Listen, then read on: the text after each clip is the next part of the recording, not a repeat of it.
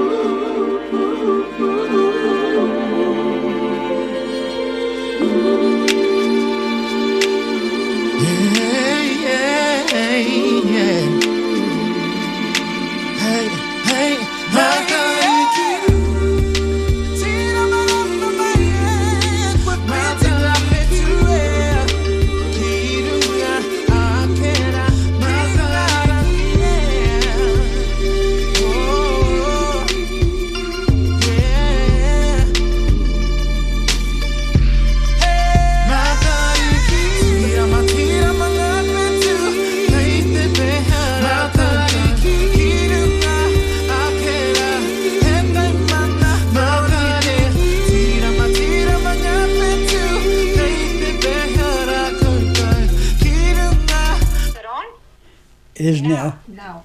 Now it's on. Now if it talks, you can hear him on the radio. Okay. Start again? Yes. Just talk. Yeah, Okay. just stop. Hi folks, this is Richard Hall from Stonehenge Aotearoa, and this is the night sky that we're going to be looking at. First of all, I'd always like to thank Dan Broughton, who supports this this program. And incidentally, Dan does a vast number of things for the community in the Wairarapa. I've been going along to some of the events that he's been organising recently. Yeah, so thank you very much, Dan.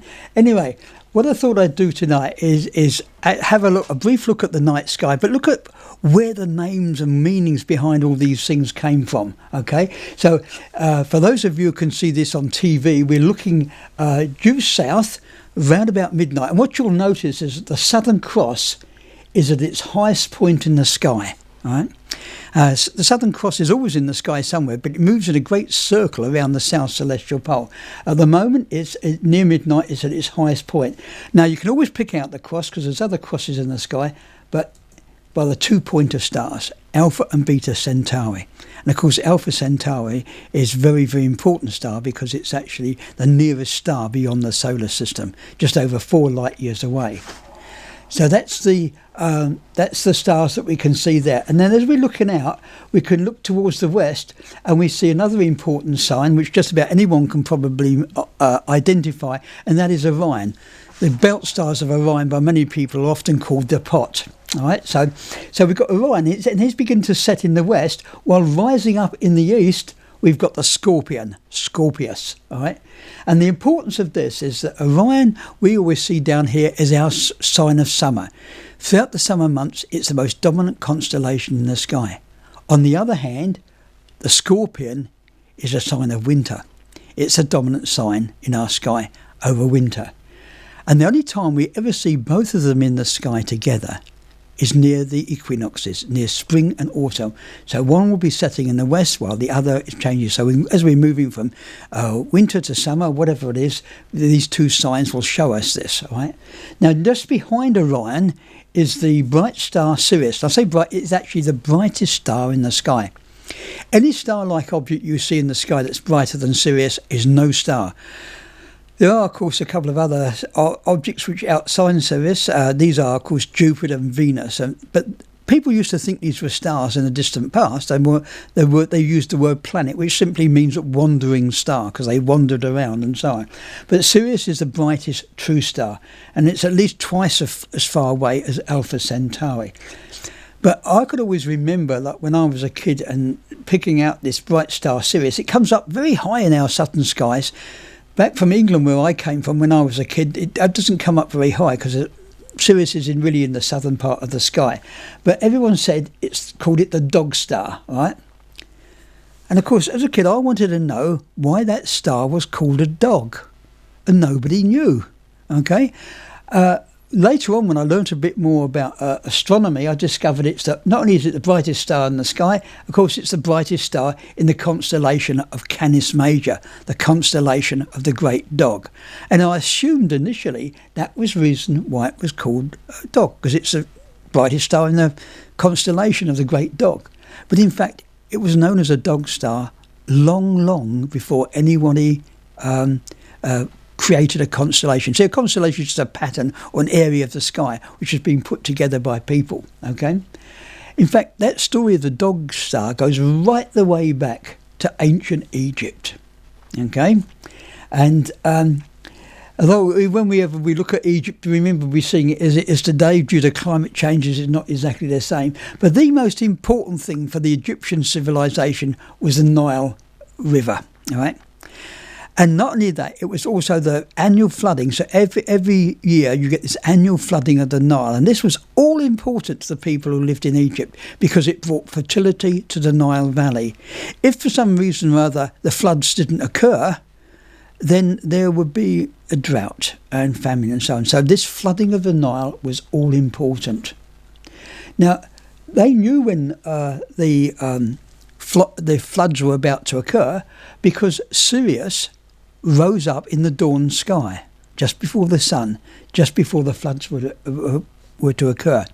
Now, long before Egypt came into existence, shepherds have been using dogs to help them, same way as shepherds do today. Well, Sirius was the shepherd's dog in the sky, because when it rose up in the dawn sky, it warned the shepherd it was time to move the flocks to higher land because the Nile is about to flood. And that was why it was called a dog. So you can see this goes back thousands and thousands of years. Now, when we come back, we're going to be having a look at some of the other important constellations and some of their meanings, which, as we've seen with this, goes back thousands of years in time. So what we're going to do now is we're going to play a little bit of music, Orinoco Flow. So here we go.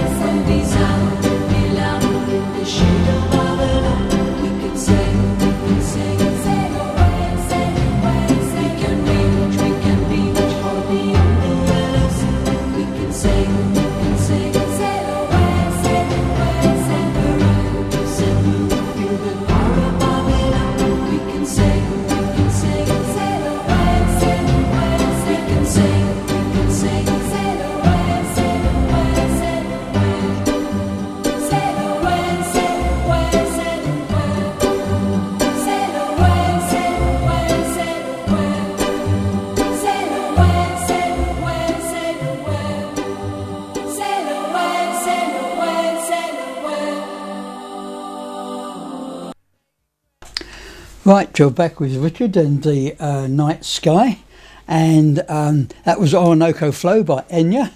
So what I wanted to talk about was the signs in the sky. All right, how did people know about all these important events when they were going to occur in their lives before there were calendars and clocks? The answer is they used the stars. And I'll give you just a few examples of them, all right? So when we look up in the sky at night, and people come out and we pick out the constellations, they often get a bit bemused that when we pick out a constellation, it doesn't appear to bear any resemblance to the figure. In other words, you've got to use a lot of imagination to see a bear or whatever is up there. Now, there's a good reason for that. All the ancient constellations, which were named thousands of years ago, weren't named because they look like something. They were named because of their symbolism.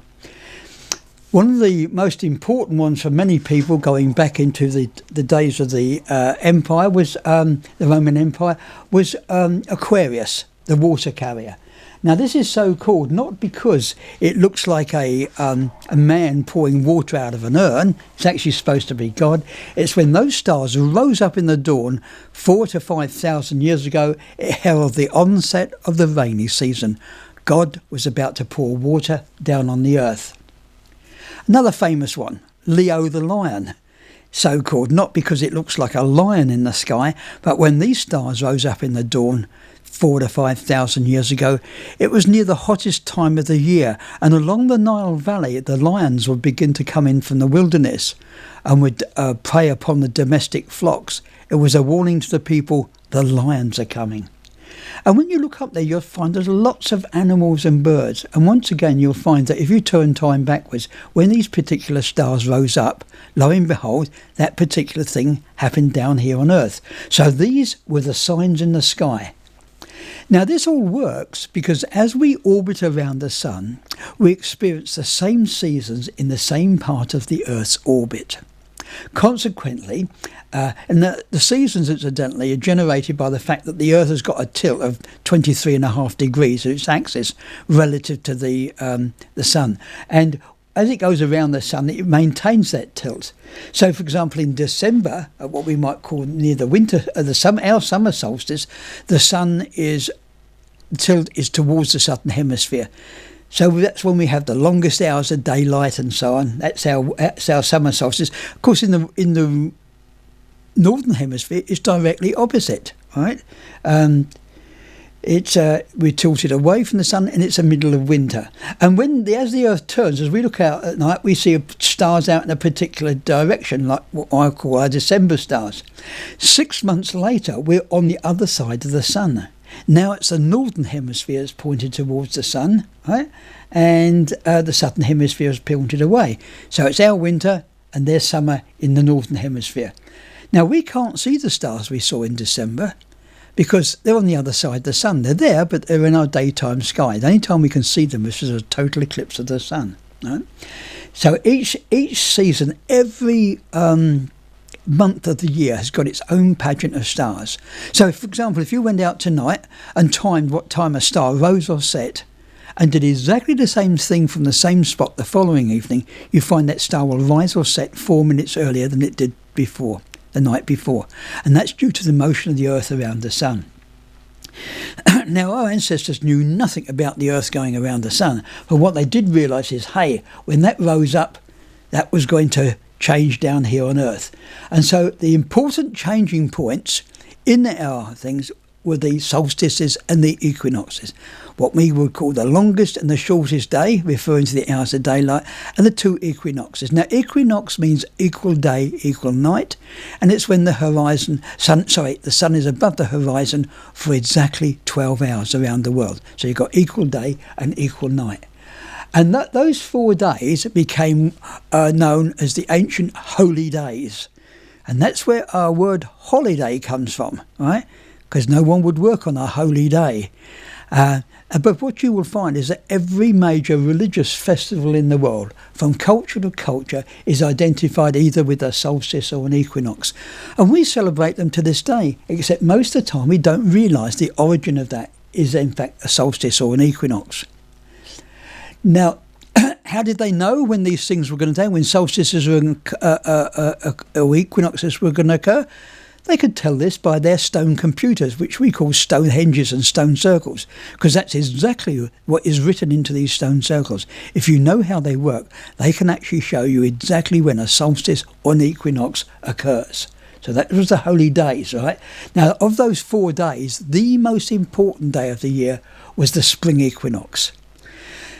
Going back to the Northern Hemisphere here, this marked the return of life following the harsh Northern Hemisphere winter. The restoration of food supplies, the lambing season. It was truly a time to celebrate. All right? Now we call that great, and for most people, incidentally, it marked the beginning of the year. All right? And we call that great festival, excuse me folks, we call that great festival Easter.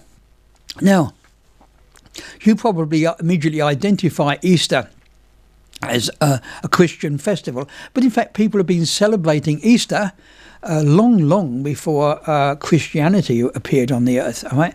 The word Easter comes from Eostre, who was the Teutonic goddess of fertility. The Easter eggs, those eggs, well, that was her promise of new life, because the hens started laying again. And the Easter bunny, well, that was her symbol of fertility. And any farmer in the area will tell you it's a very potent symbol, is the bunny rabbit. So that's what Easter was originally all about. It was about the spring. But notice that down here we're doing things at the wrong time of the year. Because it is a tradition that we brought from the Northern Hemisphere, we should really be giving Easter eggs and Easter bunnies and that in September, which is our spring equinox. But you will find that with lots and lots of other traditions. They've just become calendar dates, and we've actually forgotten what they're all about. Okay, so just bear that in mind. And that doesn't just apply to Easter, it applies to Christmas and all the other things that we're looking at. Anyway, we're going to have another short break, folks, and what we're going to do listening to this time is Sweet Lullaby by Deep Forest.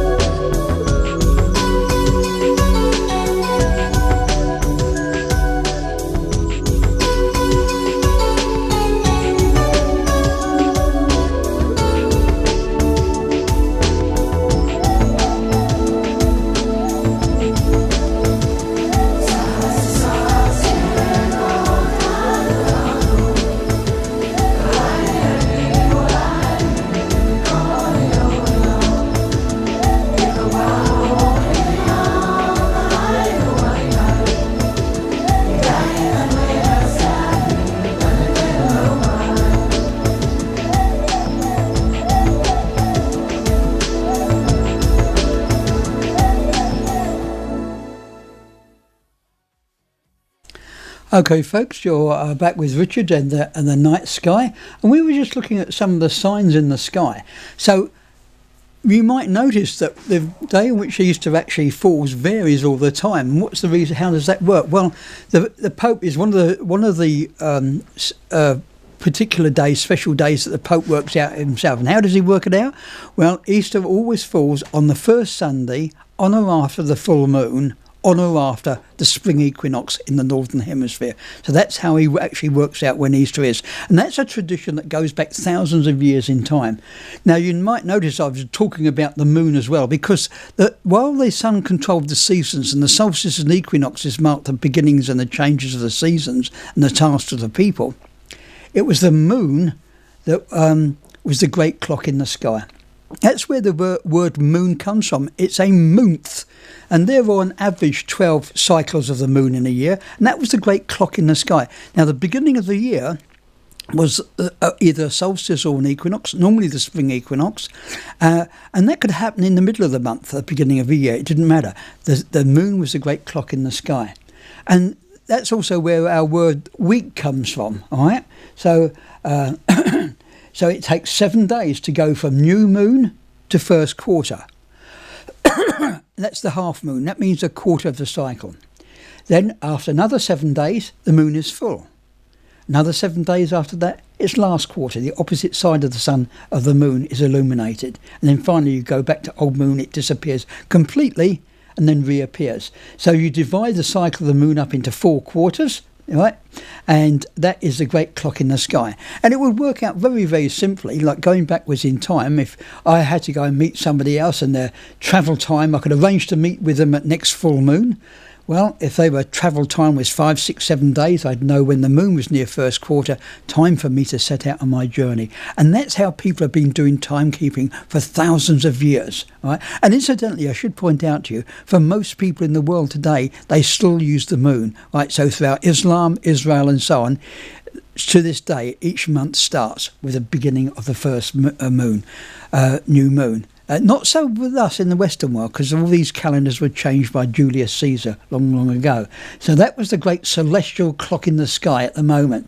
And incidentally, also, all the names of the week that we have, the 7 days of the week, are named after Norse gods.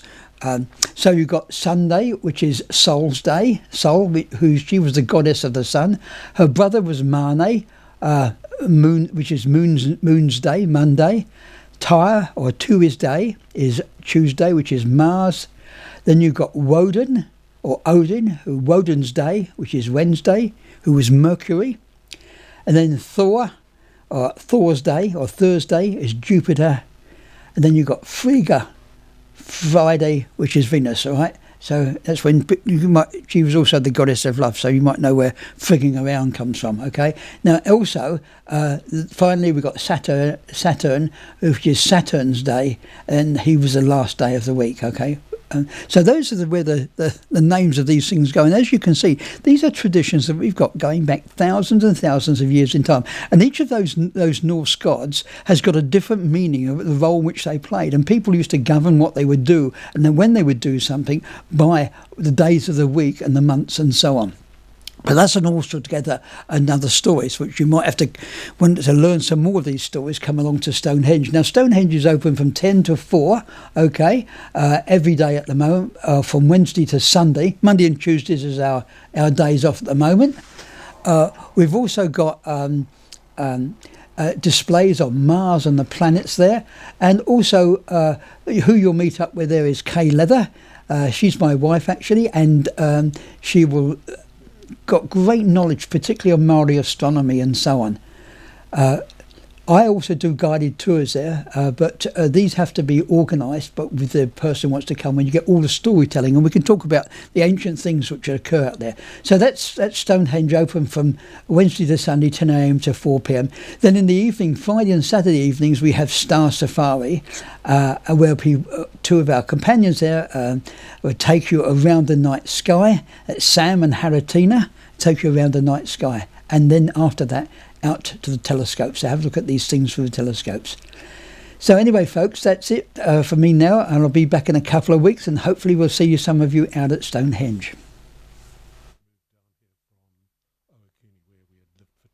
years, and before that we were 6 years.